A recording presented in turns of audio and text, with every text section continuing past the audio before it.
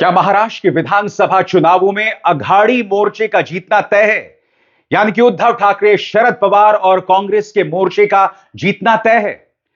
आखिर पिछले 4 महीनों में ऐसा क्या हुआ है कि अब लोग कहने लगे हैं कि मुकाबला कांटे का है।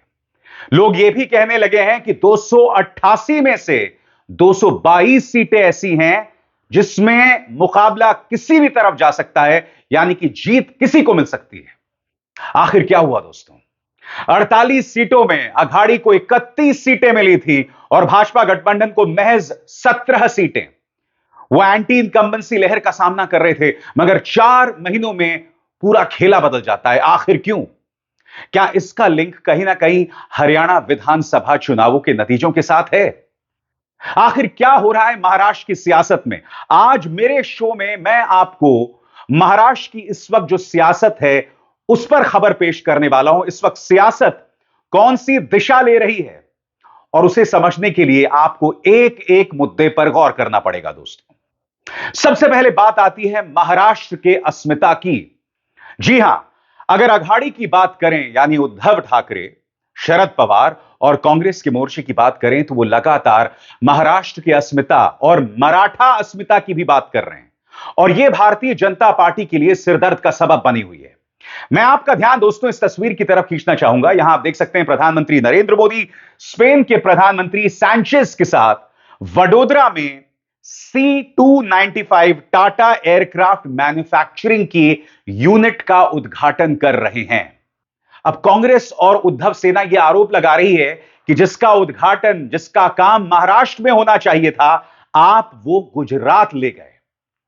यानी कि महाराष्ट्र की परियोजनाएं लगातार गुजरात ले जा रही हैं। आपको याद होगा दोस्तों, लोकसभा चुनाव में उद्धव ठाकरे ने अपनी तमाम सभाओं में इस बात का जिक्र किया था और इसे अब जोर शोर से उद्धव सेना और कांग्रेस उठा रही है। मैं आपको बतलाना चाहता हूं इस मुद्दे पर क्या कहा है पवन खेरा ने आपके स्क्रीन पर। पवन खेरा यहां पर कह रहे हैं कि आखिर महाराष्ट्र के साथ भेदभाव क्यों? उनका बयान आपकी स्क्रीन पर। वो कहते हैं, मोदी जी, महाराष्ट्र से भेदभाव क्यों? नागपुर में लगने वाले टाटा एयरबस C295 फैसिलिटी का वडोदरा में उद्घाटन कर महाराष्ट्र के जख्म पर नमक छिड़के जा रहे हैं। देश की आर्थिक राजधानी गुजरात ले जाने की साजिश की जा रही है। आपकी सरकार के दबाव में गुजरात भेजे गए 17 बड़े उद्योग, वेदांता, फॉक्सकॉन सेमीकंडक्टर प्लांट से लेकर टाटा एयरबस, यही नहीं, international financial services centre, diamond trade centre, bulk drug park वगैरह वगैरह भी महाराष्ट्र से छीन लिए गए। भेदभाव और बंटवारे की सियासत अब नहीं चलेगी। यही नहीं दोस्तों, उद्धव सेना की सांसद प्रियंका चतुर्वेदी भी यही कह रही कि किस तरह से महाराष्ट्र की जनता के साथ भेदभाव किया जा रहा है और यह अपने आप में दोस्तों एक बहुत ही संवेदनशील मुद्दा बना हुआ है। इसके जरिए यह बतलाया जा रहा है कि किस तरह से गुजरात में तमाम उद्योग जा रहे हैं और नुकसान किसी और का नहीं, महाराष्ट्र का। और सबसे बड़ी बात, महाराष्ट्र जो देश की आर्थिक नब्ज है उसका वो वजूद उससे नोचा जा रहा है, छीना जा रहा है। और बात वहां नहीं रुकती, बात सिर्फ महाराष्ट्र की अस्मिता की नहीं है, मराठा अस्मिता की भी है। याद कीजिएगा दोस्तों, लोकसभा चुनावों में क्या हुआ था। मराठाओं को लेकर आरक्षण का मुद्दा बहुत ही ज्वलंत बन गया था और बात वहां पर नहीं रुकी। राहुल गांधी ने अपनी तमाम सभाओं में कहा था कि अगर भारतीय जनता पार्टी को 400 सीटें मिल गई तो वो लोग संविधान को खत्म कर देंगे। और ये शब्द राहुल गांधी के ही नहीं थे, भारतीय जनता पार्टी के तमाम नेता अपनी सभाओं में कहते थे कि आप हमें 400 सीटें दे दो, हम संविधान बदल देंगे। तमाम बड़े नेता और प्रधानमंत्री नरेंद्र मोदी ने कभी उसे खारिज भी नहीं किया। कहने का अर्थ साफ था। लोकसभा, महाराष्ट्र के लोकसभा चुनावों में इस मुद्दे की गूंज सुनाई दी। नतीजा, मराठा, दलित और मुसलमानों ने खुलकर और साथ ही अति पिछड़े वर्गों ने खुलकर अघाड़ी के पक्ष में वोट दिया। नतीजा आपके सामने है। अब क्या हो रहा है दोस्तों? हरियाणा के नतीजे आने के बाद भारतीय जनता पार्टी को सफलता का एक सूत्र दिखाई दे रहा है। कैसे, मैं आपको बताता हूं। हरियाणा में क्या हुआ था दोस्तों? हरियाणा में कांग्रेस के पास कई मुद्दे थे। महिला पहलवानों के साथ जो ज्यादती हुई वो वाला मुद्दा था, अग्निवीर वाला मुद्दा था, इसके अलावा किसानों वाला मुद्दा था। फिर भी वो चुनाव हार गई। क्यों? क्योंकि उसने 90 सीटों में से करीब 70 सीटों की बागडोर जाट नेता भूपेंद्र हुड्डा के हाथों में दे दी थी। ऊपर से कुमारी शैलजा पार्टी का सहयोग बिल्कुल नहीं कर रही थी। और इससे क्या हुआ दोस्तों? इससे जाट वर्सेस अन्य बिरादरियों का कंसोलिडेशन शुरू हुआ। वो लोग एकजुट हुए, लामबंद हुए। नतीजा आपके सामने है। लोगों में संदेश देने की कोशिश की गई कि अगर भूपेंद्र हुड्डा मुख्यमंत्री बन जाएंगे तो जाटों का राज आ जाएगा और अन्य जातियों पर वो अत्याचार करेंगे। यह डर काल्पनिक था, मगर भारतीय जनता पार्टी इस डर पर खेलना जानती है। अब यह बताया जा रहा है दोस्तों, यही चीज महाराष्ट्र में लागू करने की कोशिश की जा रही है। इसलिए सामने उभर कर आता है भाजपा का बटेंगे तो कटेंगे का नारा। उसकी मैं चर्चा करूंगा, मगर सबसे पहले मराठा अस्मिता। अब यह कहा जा रहा है कि दोस्तों यहां पर यह फॉर्मूला अपनाया जाए, मराठा वर्सेस अन्य। मगर अगर भारतीय जनता पार्टी यह फॉर्मूला यहां लागू करती है तो यह बुरी तरह से बैकफायर होने वाला है। और मैं आपको बताता हूं क्यों। क्योंकि हरियाणा के अंदर जाटों की तादाद करीब 22 से 23% थी। महाराष्ट्र में मराठा जो समुदाय है उनकी तादाद जो करीब 33% है। फर्क है बहुत बड़ा। और सबसे बड़ी बात, अगर आप मराठाओं को अलग थलग करेंगे, यानी भाजपा अगर मराठाओं का अपमान करती है और उन्हें अलग थलग करती है, तो उनके साथ दलित भी जुड़ जाते हैं और मुसलमान भी। और जब ये जुड़ जाएंगे और साथ में कुछ अन्य पिछड़ी जातियां भी, तो अघाड़ी को जीतने से कोई नहीं रोक सकता। इसलिए यह फॉर्मूला यहां पर लागू नहीं होने वाला है, कामयाब नहीं होने वाला है। इसलिए भारतीय जनता पार्टी जो है वो एक फॉर्मूला लेकर आती है जिसका नाम है बटेंगे तो कटेंगे, जिसके जरिए आप हिंदू मुस्लिम का कार्ड खेलो। मगर हकीकत यह भी है दोस्तों कि हिंदू मुस्लिम का फॉर्मूला महाराष्ट्र में काम नहीं आने वाला। और मैं आपको बताता हूं क्यों। याद कीजिएगा, टी राजा सिंह, लोकसभा चुनावों से पहले यह व्यक्ति गली गली घूमकर जहर घोल रहा था। नतीजा यह हुआ, औरंगाबाद में सांप्रदायिक तनाव भी पैदा हुआ। कई जगहों पर यात्रा निकाली जा रही है। देवेंद्र फडणवीस इतने डेस्परेट हैं, इतने बौखलाए हुए हैं कि वो ये तक कह रहे हैं कि वो लोग तो ऐलान करते हैं, हम शंखनाद करते हैं, वोट जिहाद और न जाने क्या क्या। इनकी बौखलाहट देखो। सत्ता में है, 11 साल से केंद्र में है, फिर भी हिंदू खतरे में है। इसीलिए अब उत्तर प्रदेश के जो मुख्यमंत्री हैं योगी आदित्यनाथ, उनका नारा बटेंगे तो कटेंगे का नारा दिया जा रहा है। क्या यह बीजेपी को जीत दिलवा सकती है? दोस्तों सबसे बड़ी बात, डर जो है ना, यह बहुत ही दिलचस्प होता है। यानी कि अगर आप किसी को डरा दें तो उस डर के चलते वो आदमी कुछ भी कर सकता है। यानी कि अगर भारतीय जनता पार्टी अपनी राजनीति के जरिए हिंदुओं में डर पैदा कर लेती है तो जरूर उनका यह स्लोगन बटेंगे तो कटेंगे कामयाब हो जाएगा। मगर अघाड़ी को इसका जवाब देना पड़ेगा। और मैं आपके सामने दोस्तों एक बयान पेश करना चाहता हूं। आपके सामने यह है शिरूर लोकसभा सीट से सांसद डॉक्टर अमोल कोल्हे। ये एनसीपी शरद पवार फैक्शन के नेता हैं।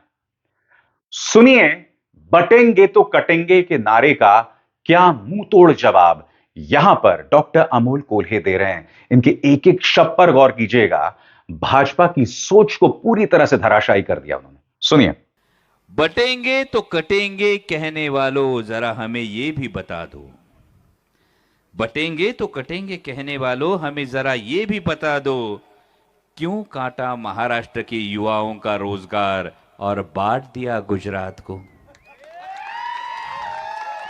5.5 लाख कोटीची गुंतवणूक केली भावाहू, लाखों तरुणांच्या हातचा रोजगार गेला। तो बटेंगे तो कटेंगे कहने वालों जरा ये भी बता दो, क्यों काटा महाराष्ट्र के युवाओं का रोजगार और बांट दिया गुजरात को। क्यों काटा किसानों के कर्ज माफी का हक और बांट दिया चुनिंदा पूंजीपतियों को। 26 लाख कोटीचं कर्ज माफ झालं ठराविक उद्योगपतींचा, पण तुमच्या 7/12 कोरा झालेला नाही। आणि म्हणून हा प्रश्न है, क्यों काटा किसानों के कर्ज माफी का हक और बांट दिया पूंजीपतियों को। क्यों काटा मराठी पार्टियों को और बांट दिया आपने सत्ता के दलालों को। तो देखा आपने, अगर अघाड़ी के नेता इस तरह से काम करेंगे तो यकीनन उन्हें जीत हासिल होगी। मगर पिछले कुछ दिनों से लगातार गठबंधन के अंदर जो है सिर्फ अव्वल की विभाजन की खबरें आ रही हैं। मैं आपसे एक सवाल पूछना चाहता हूं, उद्धव ठाकरे अब तक चुनावी मैदान में क्यों नहीं उतरे? राहुल गांधी शरद पवार को जिस तरह से चुनावी मैदान में उतरना चाहिए दिखाई क्यों नहीं दे रहे? इनमें सामंजस्य की साफ तौर पर कमी है। आपको याद होगा टिकट बंटवारे से पहले नाना पटोले, संजय राउत लगातार एक दूसरे के खिलाफ बयान दे रहे थे। नाना पटोले जो कि कांग्रेस के अध्यक्ष हैं महाराष्ट्र के अंदर, उनके खिलाफ उद्धव सेना है कि इनके रहते हम साथ में काम नहीं कर सकते हैं। इसके अलावा उद्धव ठाकरे जो कि मुख्यमंत्री थे जब इनकी सरकार हुआ करती थी, अब तक उद्धव ठाकरे को मुख्यमंत्री के तौर पर प्रोजेक्ट नहीं किया जा रहा है। मेरे एक करीबी पत्रकार हैं, उन्होंने मुझे एक बहुत दिलचस्प जानकारी दी है। उनकी मुलाकात उद्धव ठाकरे से हुई थी और उद्धव ठाकरे ने उन्हें एक बातचीत में बताया कि मुझे राहुल गांधी ने भरोसा दिया है कि अगर हम सत्ता में आ गए, अगर हमें बहुमत मिल गया तो वो मुझे ही मुख्यमंत्री बनाएंगे। मगर यहां एक पेच है। लोकसभा चुनावों को याद कीजिए दोस्तों, क्या हुआ था? तीनों एक साथ चुनाव लड़े थे, मगर स्ट्राइक रेट की बात करें, यानी कितनी सीटों पर चुनाव लड़ा और कितनी पर जीते, इसमें सबसे खराब रिकॉर्ड उद्धव सेना का था। सबसे अच्छा रिकॉर्ड कांग्रेस, दूसरे नंबर पर शरद पवार और तीसरे नंबर पर उद्धव सेना। अब कल्पना कीजिए अगर महाराष्ट्र के चुनावों में अघाड़ी गठबंधन जीत जाता है, मगर अगर उद्धव सेना का स्ट्राइक रेट यानी जितनी सीटों पर लड़े उसके मुकाबले जितनी सीटों पर जीते उसका प्रतिशत सबसे कम रहा, तो स्वाभाविक सी बात है कांग्रेस में से कई नेता होंगे जो इसे स्वीकार नहीं करने वाले हैं और कांग्रेस में एक बगावत की स्थिति पैदा हो सकती है। तो इसलिए इस वक्त गठबंधन में कई दरारें हैं, कई दिक्कतें हैं और ऐसा लग रहा है कि इंडिया गठबंधन अपने इतिहास से सबक नहीं ले रही है। और इतिहास अच्छा वाला भी बुरा वाला। बुरा वाला हरियाणा, जहां पर कांग्रेस अहंकार के चलते चुनाव लड़ती रही, ना उन्हें समाजवादी पार्टी को साथ लिया और ना आम आदमी पार्टी को साथ लिया। नतीजा आपके सामने है। और अच्छा है इतिहास खुद महाराष्ट्र का, एक साथ लड़े, मुद्दे उठाए, नतीजा आपके सामने है, भाजपा सुपड़ा साफ। अब अघाड़ी के लिए अच्छी बात यह है, मैं आपको बताता हूं क्या है, कि भारतीय जनता पार्टी का ग्राफ हर गुजरते दिन के साथ गिर रहा है। आपने एक चीज पर गौर किया होगा, कई लोग एनसीपी अजीत पवार फैक्शन में शामिल हो रहे हैं, एकनाथ शिंदे की पार्टी में भी शामिल हो रहे हैं, मगर भारतीय जनता पार्टी में शामिल होने वाले लोगों की तादाद बहुत कम है। क्यों? क्योंकि सही मायने में यह चुनाव भारतीय जनता पार्टी के खिलाफ है चुनाव, और इसी वजह से हर गुजरते दिन के साथ एकनाथ शिंदे की ताकत बढ़ती जा रही है। सोच के बड़ा अजीब लगता है दोस्तों कि याद कीजिए जब एकनाथ शिंदे को मुख्यमंत्री बनाया गया था तब उन्हें रबर स्टैंप सीएम बताया था, मगर धीरे धीरे धीरे कई योजनाओं के तहत अपने आप को लोगों के प्रति एक्सेसिबल बनाकर, स्वीकार्य बनाकर उन्होंने अपने कद को बढ़ाया। और कैसे? लाड़की बहन योजना 1500 रुपए प्रति माह, इसने गठबंधन के लिए शानदार काम किया है।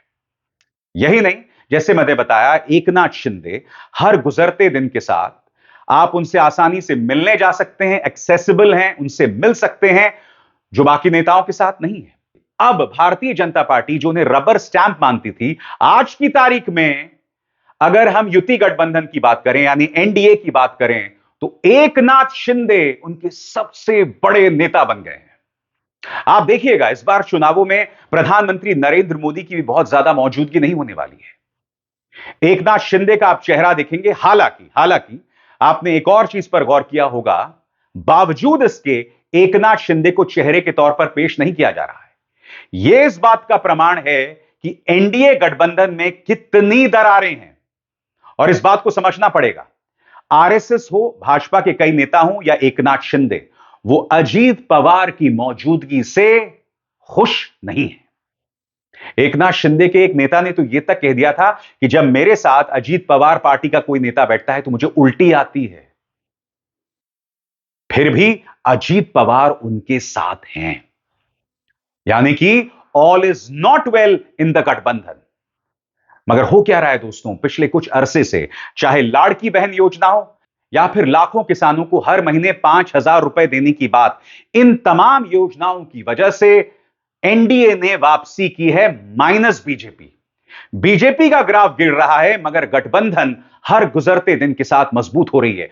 ऊपर से अघाड़ी जिसके पास मोमेंटम था, जिसके पास गति थी, वो अपने अंदर जो मतभेद हैं उसके चलते अब हल्की दिखाई दे रही है। मैं ये नहीं कह रहा हूं कि वो हारने वाले हैं, नहीं, मगर इसके चलते जैसे मैंने आपको बताया 288 में से 220 सीटों पर मुकाबला कांटे भरा हो गया है। और आपके जहन में सवाल होगा कि बाकी 68 सीटों पर कौन जीत रहा है। तो इसमें कोई भी जीत सकता है, जो जहां मजबूत है वो वहां जीत जाएगा। इसमें अघाड़ी वाले लोग भी हैं और युति वाले लोग भी हैं, यानी एनडीए भी है और उद्धव सेना, शरद पवार और कांग्रेस का गठबंधन भी है।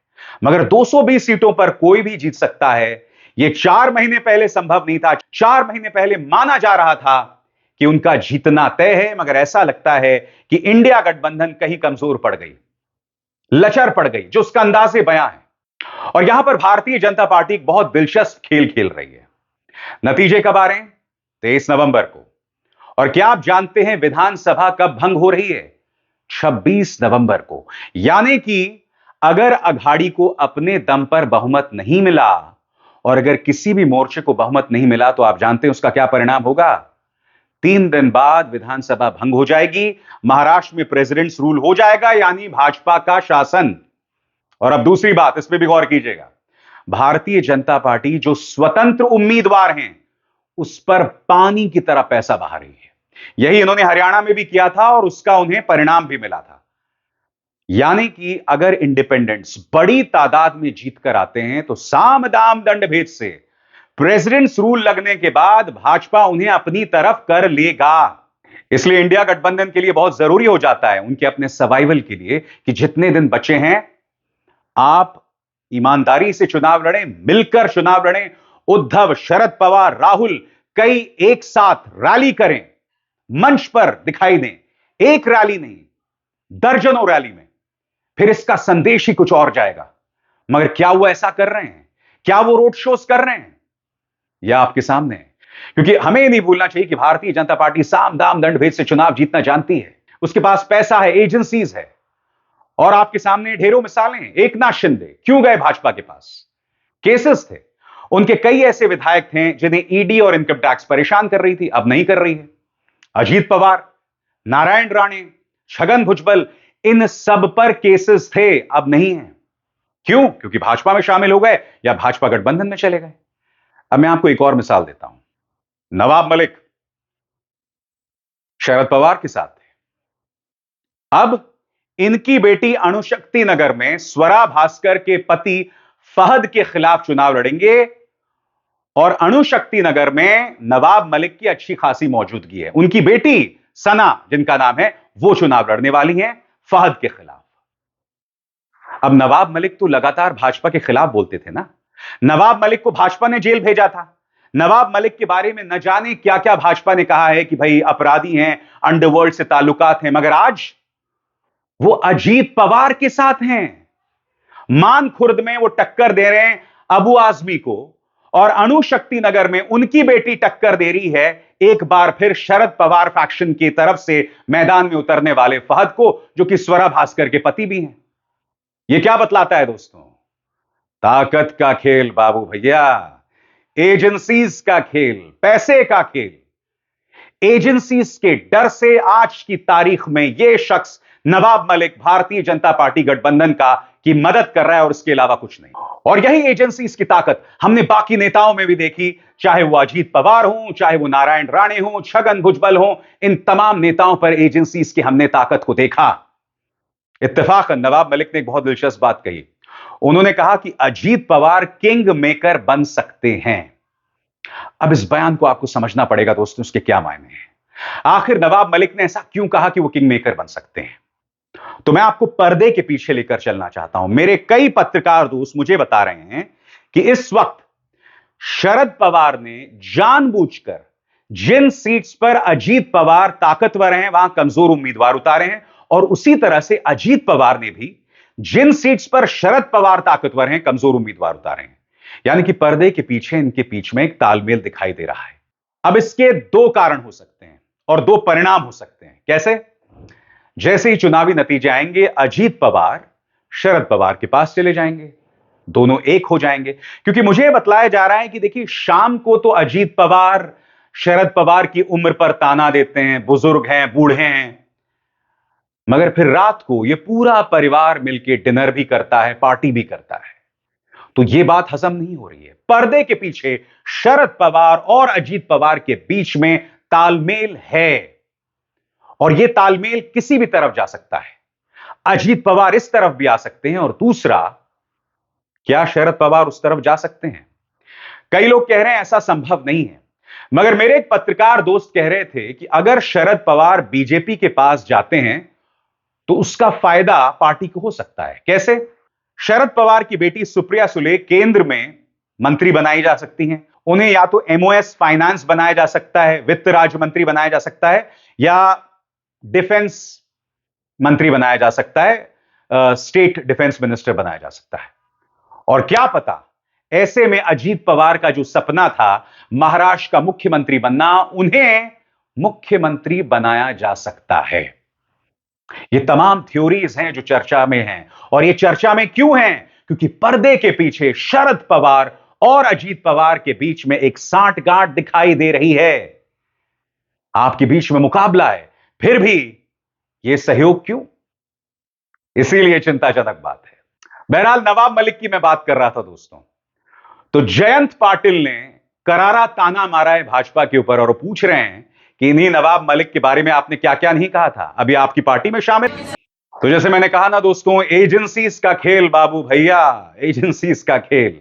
इसके अलावा हमें कुछ चेहरों की भी चर्चा करनी पड़ेगी दोस्तों, और हर चेहरे के अपने मायने हैं। देवेंद्र फडणवीस के खिलाफ नागपुर में जहां से वो चुनाव लड़ रहे हैं, प्रफुल्ल वर्दे पाटिल मैदान में हैं, जो कि कुनबी समुदाय से आते हैं। बताया जा रहा है कि यह चुनाव देवेंद्र फडणवीस के लिए बहुत मुश्किल है। इनके सितारे एक अरसे से गर्दिश में हैं। मुख्यमंत्री थे महाराष्ट्र के, फिर अपमान का घूंट पीना पड़ा, आंसू निकले, फिर भी इन्हें डेप्यूटी चीफ मिनिस्टर बनाया गया। अमित शाह के साथ जो इनकी रंजिश थी, वो इनके लिए बहुत भारी पड़ी, और बताया जा रहा है कि जो भी नतीजे आएंगे, इसकी गुंजाइश बहुत कम है कि देवेंद्र फडणवीस को किसी भी सूरत में फायदा होगा। मगर हां, अगर 150 सीटों में से, ध्यान से सुनिएगा, अगर 150 सीटों में भारतीय जनता पार्टी को 100 से ज्यादा सीटें मिल जाती हैं, जिसकी गुंजाइश कम है क्योंकि आप जानते हैं कि एनडीए में सबसे ज्यादा सीटों पर मैदान में बीजेपी है, और अगर बीजेपी को सबसे ज्यादा सीटें मिलती हैं तो देवेंद्र फडणवीस के लिए अवसर है, मगर उनके रास्ते में खड़े हुए हैं अमित शाह, तो उनके लिए हर तरफ से मुश्किलात हैं। हो सकता है कि अगर युति यानी कि एनडीए ये चुनाव हार जाए तो देवेंद्र फडणवीस को केंद्र में भी शिफ्ट किया जा सकता है। मुकाबला बहुत दिलचस्प है दोस्तों। उन यूट्यूबर्स के बहकावे में मत आइए जो कह रहे हैं कि इंडिया गठबंधन का जीतना तय है, इस तरह की बातें कर रहे हैं। इन यूट्यूबर्स को आप सुनेंगे तो ऐसा लगेगा कि प्रधानमंत्री नरेंद्र मोदी नगर निगम का चुनाव भी नहीं जीत सकते। मैं आपके सामने असली तस्वीर पेश करता हूं, और आज मैंने किसी के भी जीत का दावा पेश नहीं किया। मैंने आपके सामने सिर्फ तथ्य रखे हैं जो इस वक्त मौजूद हैं, और मेरा वादा है कि आने वाले दिनों में रोज या कम से कम एक एक दिन छोड़कर महाराष्ट्र से जुड़ी सियासत, झारखंड से जुड़ी सियासत की पल पल की जानकारी आप तक पहुंचाता रहूंगा। अभिसार शर्मा को दीजिए इजाजत। नमस्कार।